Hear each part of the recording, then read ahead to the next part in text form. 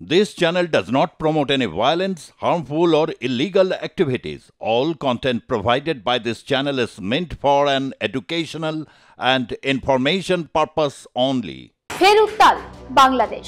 একদিকে চলছে সংবিধান সংস্কারের প্রক্রিয়া, আর অন্যদিকে চিন্ময় কৃষ্ণ দাস মহাপ্রভুর গ্রেপ্তারি।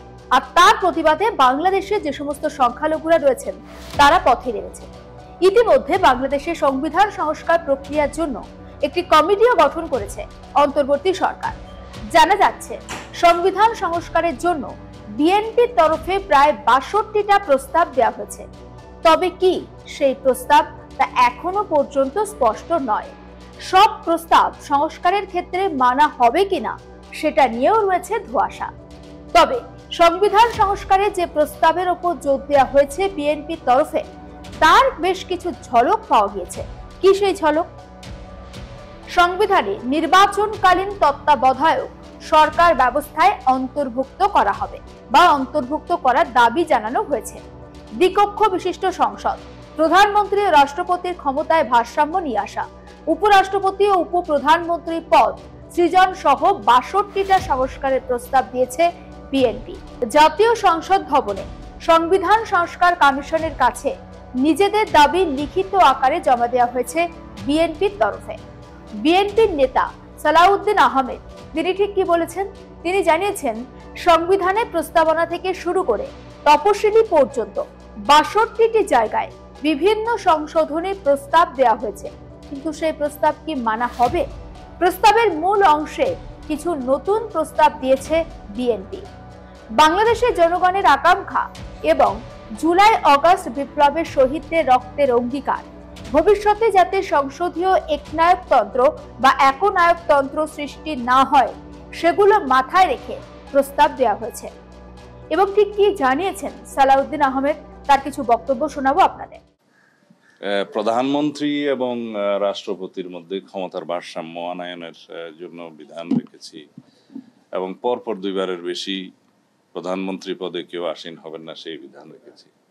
আমরা নতুন করে পার্লামেন্টের উচ্চ কক্ষ সৃষ্টির বিধান প্রস্তাব করেছি এবং জুডিশিয়ারির ক্ষেত্রেও আমরা নতুন কিছু প্রস্তাবনা দিয়েছি, যাতে অধস্তন আদালত সমূহের নিয়ন্ত্রণ সুপ্রিম কোর্টের হাতে থাকে এবং সেটা যথোপযুক্তভাবে নিয়ন্ত্রিত হয়। আর আমরা নতুন পদ হিসেবে উপরাষ্ট্রপতি, উপপ্রধানমন্ত্রী পদ সৃজনের বিষয়টা আগে এক সময় ছিল, সেটা আমরা পুনঃপ্রবর্তনের বিধান রেখেছি, প্রস্তাব করেছি। এইভাবে যে সমস্ত বিষয়ে মানুষের আকাঙ্ক্ষা বেশি, যেমন তত্ত্বাবধায়ক সরকার পুনঃপ্রবর্তন, এটা মানুষের ১ নম্বর আকাঙ্ক্ষা জনগণ, সেটা আদালতও বিচারাধীন আছে, এখন রিভিউতে। আশা করছি সেটা মানুষের পক্ষে রায় আসবে।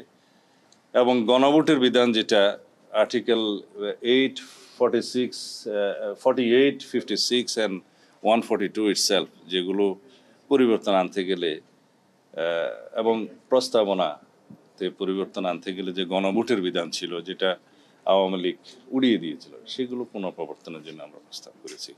এইভাবে আমরা প্রস্তাবনা, প্রজাতন্ত্র, নির্বাহী বিভাগ, বিচার বিভাগ, আইন বিভাগ সহ এবং নির্বাচন কমিশন সহ সর্বত্র তফসিল সহ আমরা সব বিষয়ে আমরা অ্যাড্রেস করেছি, যাতে একটি গণতান্ত্রিক সংস্কার সাধিত হয় সংবিধানের এবং সেটার উপকার বাংলাদেশের জনগণ পায়। বিএনপির দেওয়া একাধিক প্রস্তাব, সেটা কি মানবে ইউনূসের অন্তর্বর্তী সরকারের গঠন করা কমিশন? সেটাই এখন সবথেকে বড় প্রশ্ন। নাকি তারা নিজেদের মনের মতো করে সংবিধান তৈরি করবে ওপার বাংলায়? নতুন সংবিধানে কি মান্যতা পাবে ধর্মনিরপেক্ষতার মতো শব্দটা?